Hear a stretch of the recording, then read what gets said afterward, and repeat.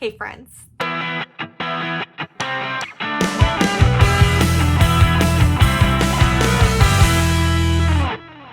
Welcome back to the PlantyMomma. Thank you guys so much for tuning back into my YouTube channel. It's so great to see you again. I hope that you're having an amazing week and an amazing August, even though it's almost over, which is insane. I feel like it was just my birthday like a week ago, which my birthday was the 6th, FYI. It's always the 6th of August, in case you're curious. So imagine that. Today I want to talk about things that I wish I knew when I first started collecting houseplants. Pause. Before you do anything else, before you keep watching this video, I need you to do me a favor.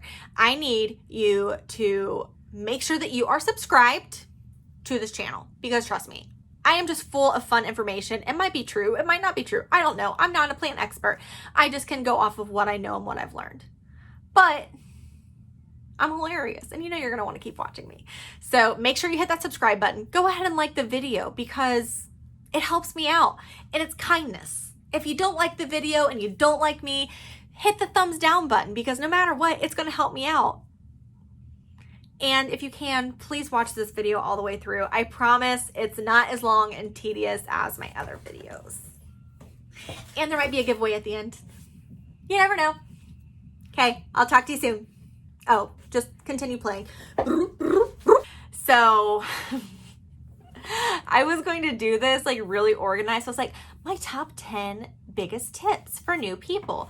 Well, it ended up being a little bit more than that because everything, it was just like, there's one category that I'm just like, there's so many different things along with it. And so I figured it would just be easier to just talk about them. So this is going to be stuff that I wish I knew before I got started with houseplants. Okay, so first of all, I'm going to talk about mistakes that I've made and how to grow from my mistakes, how I grew from my mistakes, and also what I've learned along the way, basically. So some of these are going to be unpopular opinions, and that's fine.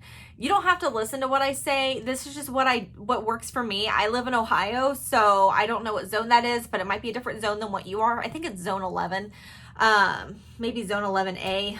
I'm not sure. I'll look it up and I'll throw it up on the screen over here, but not entirely sure what that is. So we're just going to get started. So first of all, the biggest mistake that I made when I first started was I went to Lowe's, and Lowe's wasn't the mistake. It's what I did when I got to Lowe's. I started out by wanting to redo the front of my house and to make it just have a better curb appeal. And then I kept finding really pretty houseplants, and I'm like, oh my God, this is so cute. I want it. And I had an aloe that I had gotten a few months prior to that because I just like the way they look. I still have that aloe, surprisingly enough. It's gotten a little bit bigger. It's had a couple stems rot off of it. I don't really water it until the edges on it start to curl, so I don't know. It's still alive, so obviously it's working. Might not be working well, but so anyways, I went to Lowe's and I bought a Dieffenbachia, and actually I bought two different types of Dieffenbachia, otherwise known as dumb canes. So I got like two different types of those, and I brought those home, and I also got a calla lily. I got a red calla lily, and I also got,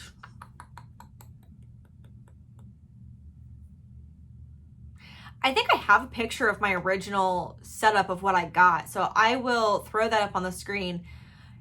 And yeah, but basically I got those home and I was like, oh my God, I want more houseplants. This is so much fun. And then I went to a garden center, and I went to Knollwood, and that was the first garden center I went to, and it was actually the closest one to me.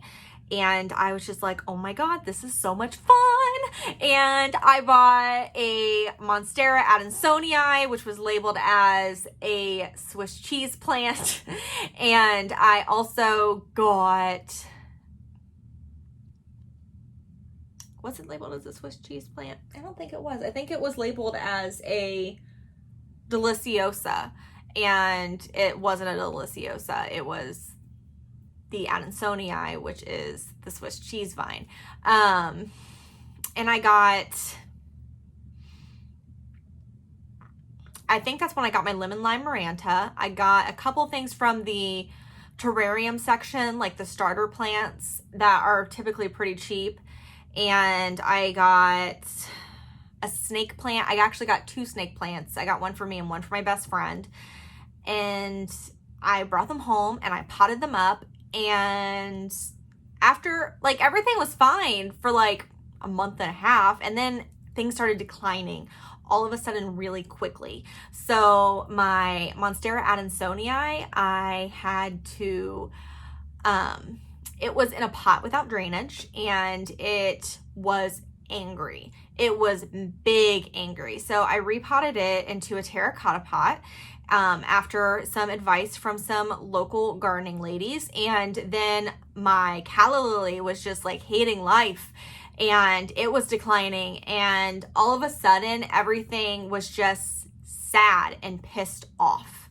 So I decided I should probably do some research about the plants that I have.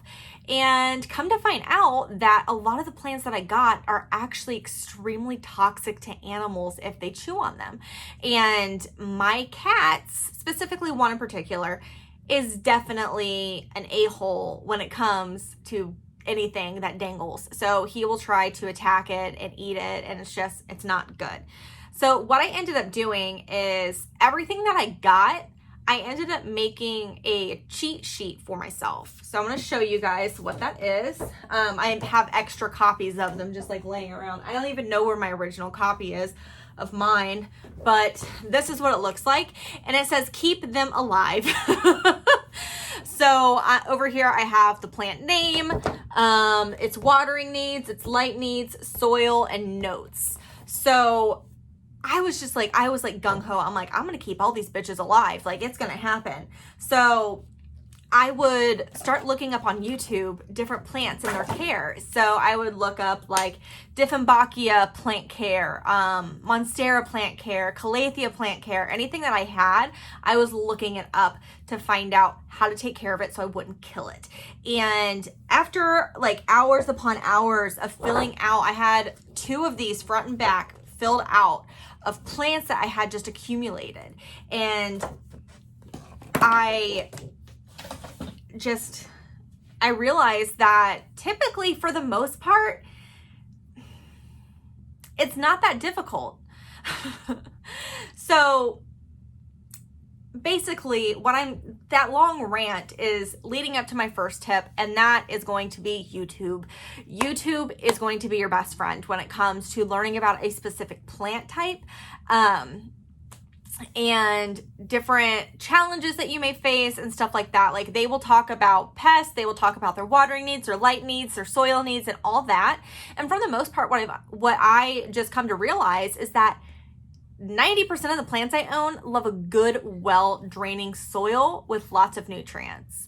And that lots of nutrients is going to be coming from worm castings, and your plants are going to love you for it. And also feeding your plants. So, but we're going to get more into that, okay? So YouTube is my first biggest tip. And then also join a gardening group. If you guys have social media, like if you have Facebook, go to Facebook and search your city and type in gardening group.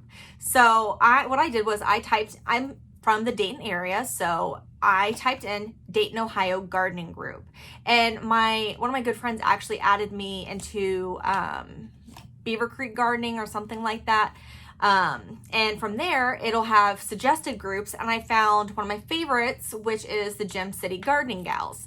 And it's just a bunch of women. There's some men in there also, but they just share the love for plants. And there's a lot of great information in there. People will sell their plants, they give advice. Like when I first started, I was posting every single day, and I am not exaggerating, asking questions and just wanting to absorb all of the knowledge that I could about plants. So that is definitely one of my biggest tips, is to use your resources and do plenty of research about your plants, because you want to make sure that you're not going to have a plant that if your cat eats it, it's not going to die. Dumb cane, for example, I got rid of all of my dumb cane. I gave them to my mom, and they're thriving at her house. She's got 2 dogs that could care less about plants. So no cats, so I don't have to worry about that. And dumb cane, when you chew on the leaves, a chemical is released and it actually causes your mouth to swell up, and that's where the name dumb cane came from, because it's basically, it makes you talk like you're dumb. So it can cause your throat to swell, and it's just not good. So I got rid of all the dumb canes, and I pretty much moved everything else into my office, and that's when I started turning my office into the room that it is now, and starting to slowly take over my bedroom. And then I started realizing that I can't have plants out in the living room. It's just going to be a training curve for my cats. So I got a squirt bottle, and anytime my cats got near the plants, I would squirt them with water. I had tried the citrus infused water, which it ended up just molding, and it was disgusting. So I just used plain water. Some people do apple cider vinegar, but I think that's mean personally. If you do it, no shame, no hate, not judging. I just don't personally care for it. I just think it's a little bit mean to spray apple cider vinegar at them. Plus, I have a toddler. He puts stuff in his mouth a lot. So, I mean, I guess it would teach him to not put stuff in his mouth.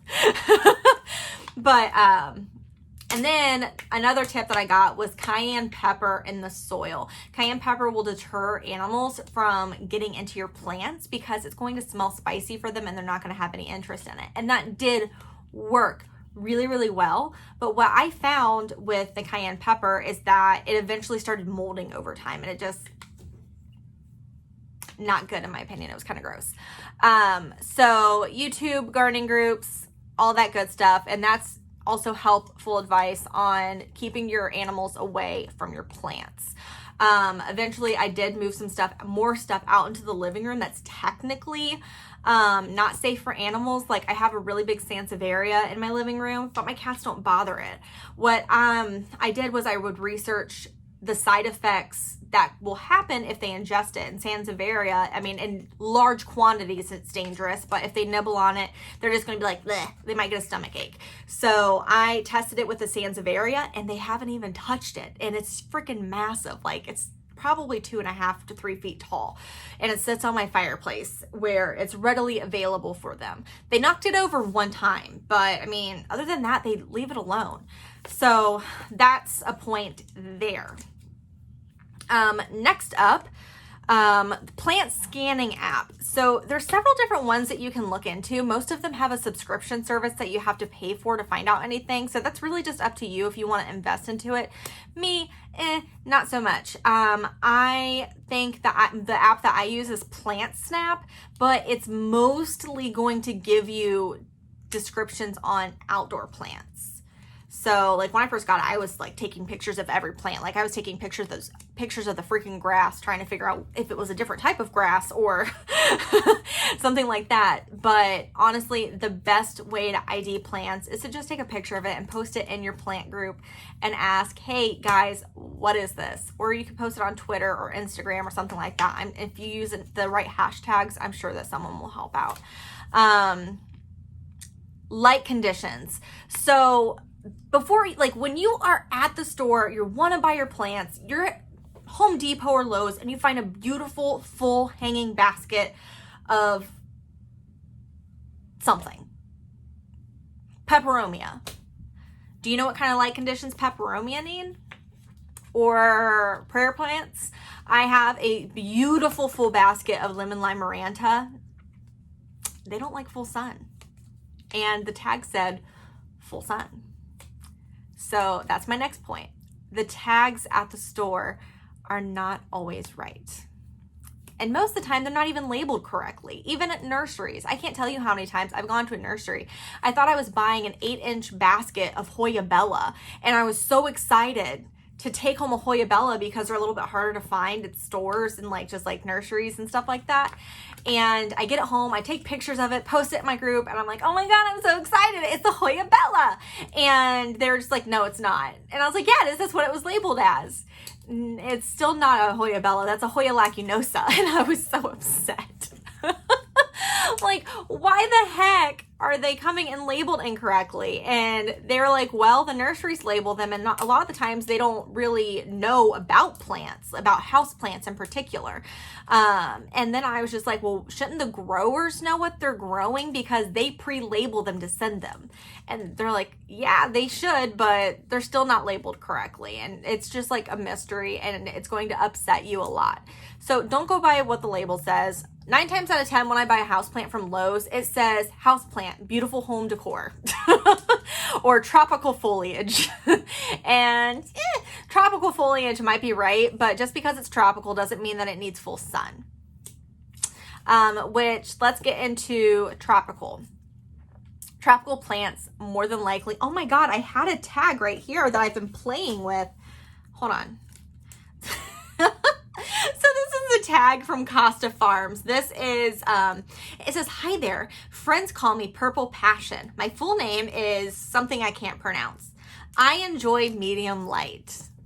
That is false information. They do not enjoy medium light. They hate life for whatever reason. And then it has just generic care tips on the back. So medium light, water when soil feels dry, fun to collect, fast growth, fertilize every 3 months. And it can be sustained between 18 degrees Celsius and, 65 degrees Fahrenheit to 80 degrees Fahrenheit. Like, it's the most generic information possible. And so, for example, Purple Passion, it's one of those plants that when it starts drooping, that's when you want to water it. A lot of plants are going to tell you when they're thirsty. So you just have to pay attention to what they look like when they're healthy. But tropical typically is going to mean that you need a higher humidity. So behind me, you're going to notice that I have a grow tent set up. It's basically a greenhouse in my bedroom or my office. I don't have all of my high humidity plants in there. I just have the ones that need the highest amount of humidity and my rarer plants. So like I've got my reverted pink princess, mainly because it's underneath of the grow lights. I've got my reverted pink princess. I have a pink princess node in there. I've got my miniature varicosum. I've got a philodendron mame. I've got my pink splash syngonium because it loves the grow lights. And then each shelf is going to be lower light needs, but it needs higher humidity. This is open right now because it actually was at like 92%, and I like to open it every once in a while so I can like look in there and touch and feel and all that stuff. Anyways,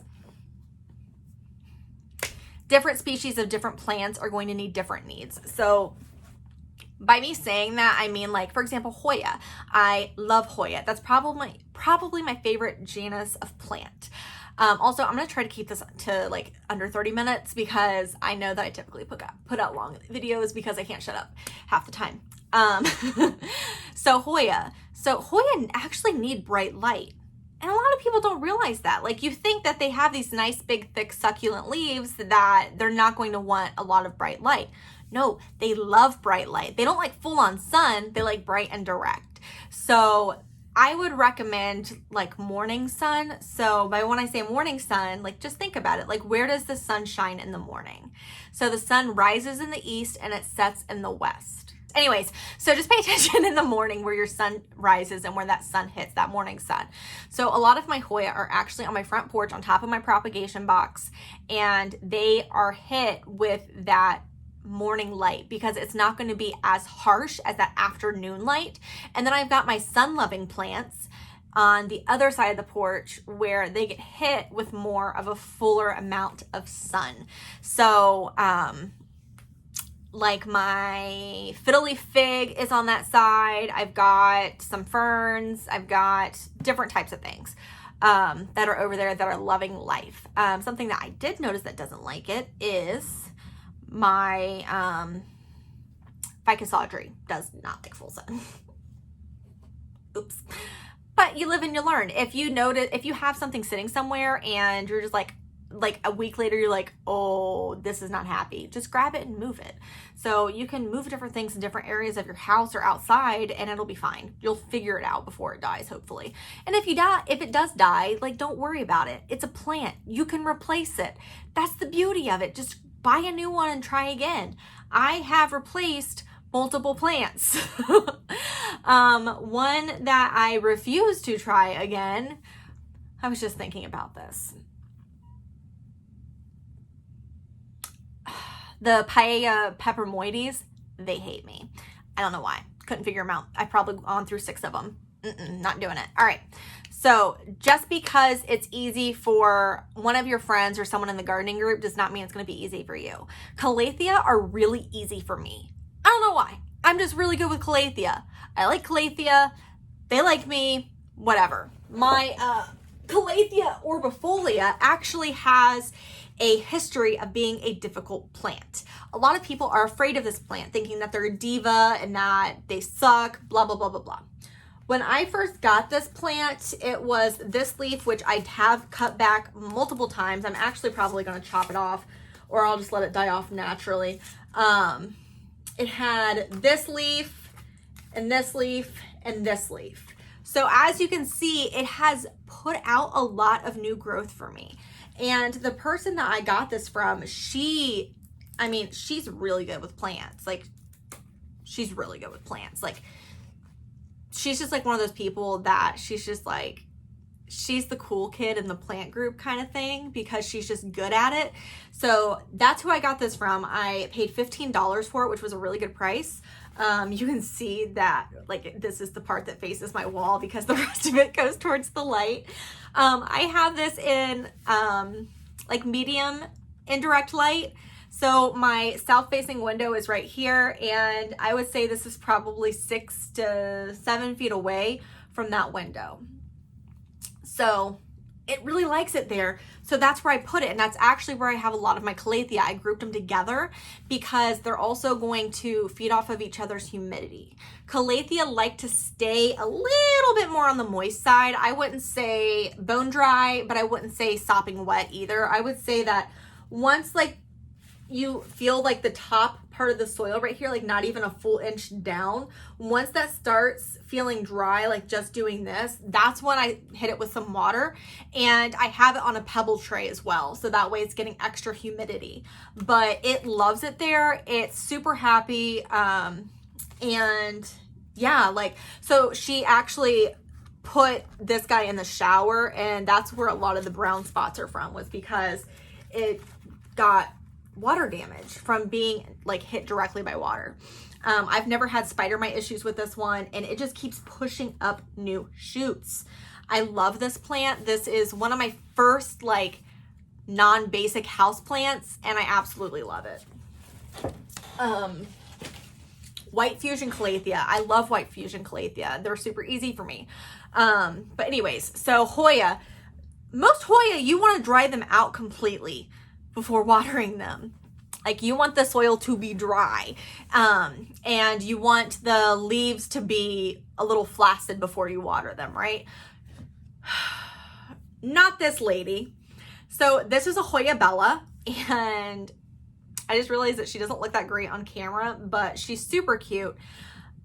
She's a quick grower. She puts out new growth like crazy, and she also spits out peduncles like crazy. Now, she's never bloomed for me because she blasts all of her peduncles, because I swear to God, if you move her, she's like, nope, screw this. I'm not blooming for anyone. This is a diva. I don't care what anybody says. This is a diva. Excuse me, a diva Hoya. This one is, the Hoya Bella is the only one that I have to put eggshells in the soil. Otherwise, it doesn't produce peduncles at all. And the eggshells, it gives it that extra boost of calcium, which is going to help it the peduncles last. But what I do is I go to the bottom of the leaf, and I'll typically feel it, and if it feels a little bit soft, I hit it with a splash of water. And sometimes I'll just be like walking through, and I'll notice some of the bark on top looks a little dry. Like, you can tell. like this piece is dry on the top, but the rest of it's pretty moist still, I won't hit it with water. I'll wait until like the top of it is looking a little bit dry, and then I'll just hit it with a little bit of water, like not enough to like fully drench it, but enough just to keep it a little on the moist side, if that makes sense. And then the Hoya retusa, because it has thinner leaves, it likes to be a little bit more on the wet side also. And Hoya polyneura likes to be a little bit on the wet side as well. And Hoya polyneura also doesn't like direct sunlight or bright and direct light. I have it in my grow tent. I think on the first or second shelf. Oh, first shelf, probably. I don't know. I can't see that far behind myself, but it's up there. It's happy where it's at. It's finally starting to push out new growth. So, anyways, drainage. Drainage is one of the most important things that we're going to talk about. I don't care who you think you are. Don't put your plants in straight up pots that don't have drainage. If it doesn't have a drainage hole in it, don't get it. Don't. Unless you were going to put the nursery pot on top of it. So let me show you. This is my Stromanth Trio Star. Look at how cute she is. So we actually just had a little bit of a bout of spider mites, but she's all better now. And so this, it's a terracotta. It has a drainage hole, but I have the nursery pot inside of it. So I just do it like that, and then I just water it like I normally would. Keep it a little bit moist. It sits next to my Orbifolia. It loves life. I'm going to rotate it so that way it starts to go this way a little bit more, because this is a prayer plant. So it closes up at night and then opens up during the day. Anyways, that's basically, you're keeping your plants in a nursery pot and putting them into a designer pot on the outside, otherwise known as a cache pot. Now, some cache pots will have drainage in them, which is awesome, but a lot of them don't. So if you go to the store and you buy a plant that doesn't have drainage in the pot, you might want to put it in a pot with drainage, which is going to come to my next point about root rot. Okay. So, I don't know what just happened. So you want to make sure that your pot has drainage. If it doesn't have drainage, then it's going to be sitting in water and it's going to piss off your plants, which is what happened to my Monstera Adansonii. I gave it root rot because I had it in a designer pot and not in a pot with drainage. Different types of pot also. I like terracotta. Terracotta, ceramic, and clay. I like them. I really, really like them, and I think that they're aesthetically pleasing. I love it when they get patinaed, which is when they start looking a little rustic. I think that is so cute. I love it, and yeah, I like terracotta. Like, terracotta is going to be my go-to. Terracotta, clay, or that ceramic type pot. I don't like glazed pots as much. I do have some because I got them super cheap, and yeah, I just make sure that you're putting your pot, like a pot with drainage, inside of that cache pot, basically. My next point is going to be about repotting. Do not repot your plants unless they come to you bare root. What I mean by bare root is, I mean, you order a plant off of Etsy, for example, and it comes like this, like wrapped in moist paper towel. This is bare root. So this is just some Hoya australis I'm having to reroot because the roots just crisped up for some reason. Not too sure what happened there, but I'm not perfect. If they come to you bare root, then you're obviously going to need to put them in a pot or into water or leca, whatever your choice of medium is.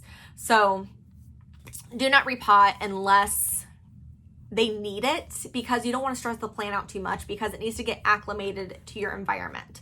I thought this was bullshit the first time I heard about it, and then I just was repotting everything and quickly realized that it was stressing out my plants.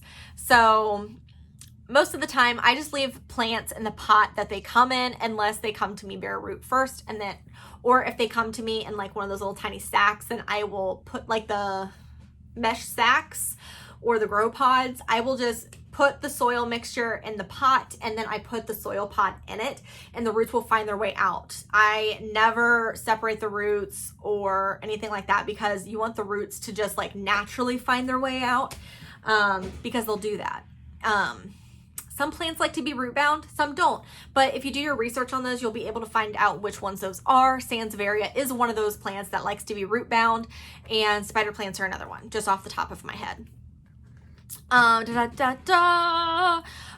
in doubt, dry it out, except unless it's a calathea, don't dry it out. Or a couple different other species. Basically just, for the most part, if you dry out your plants and then water it thoroughly, you're going to be okay. Because if you have a plant that you just keep watering it, you just love it so much,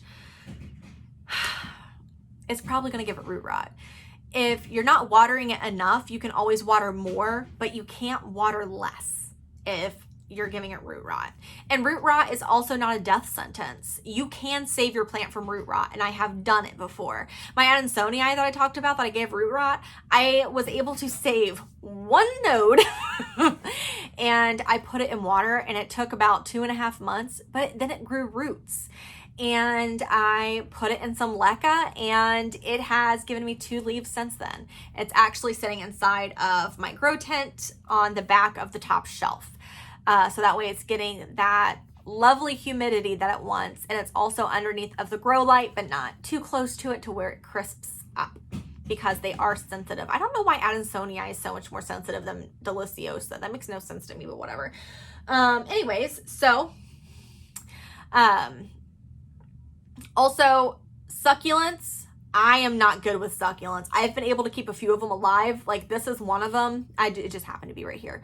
I'm scared to water it because every time I water a succulent, it seems like it melts and disintegrates, and I don't want that to happen. Succulents hold a lot of their moisture into the leaves.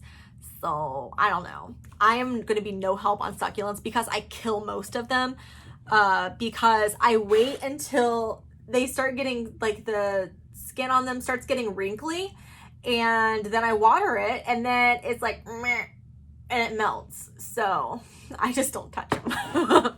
I don't water them. I don't touch them. I don't do anything to them because every time I water them, something bad happens.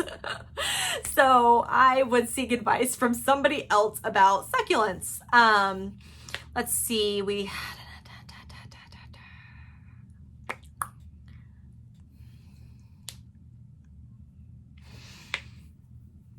Okay, so my last 2 points that I'm going to make is, 1, mix your own soil. You guys, it's super easy. It's cost effective. You can make a whole lot at once and your plants are going to love you for it. My general rule of thumb for soil is I do 1 bag of peat moss, 1 bag of perlite, 1 bag of orchid bark, and 1 bag of horticultural charcoal. And then I also do about half of as much of the bags with worm castings. So that's the soil mix that I use. My plants seem like they love it and they're super happy. It's well draining, full of nutrients, and they like it. So that's my point about, so it's like, to make like a tub of soil like that, it probably cost me $25.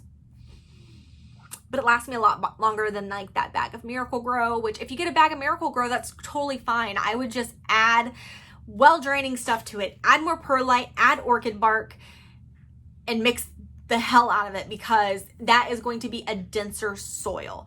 So that's my tip on that. And last but not least, basic is not boring. Just because you really like a golden pothos doesn't mean that they're boring. I love my golden pothos. My golden pothos is one of my favorite plants. It is so gratifying. It's huge. It's lush. I love it. She is one of my favorites. And she is a basic bitch. Like, she's a basic bitch. Just because it's basic doesn't mean it's boring. Whatever you like is what you like. You don't have to be getting all the rare stuff. Like, you really don't. Like, you can spend $5 or $6 on a 6-inch pot of golden pothos and then get this huge lush hanging plant that just looks stunning. You can, if you have Kroger's where you're at, you can get the 10 for 10 succulents if you want to try succulents. Or Like, go into your grocery stores like Walmart, Kroger, Meijer, different places like that, or Home Depot, Lowe's, Ace Hardware. They all carry plants too. And sometimes you're gonna find really good plants. Like, I got a hanging basket of Hoya Curtisii that would go for like 50 or 60 bucks for the size of it, and I paid $11. So basic isn't boring.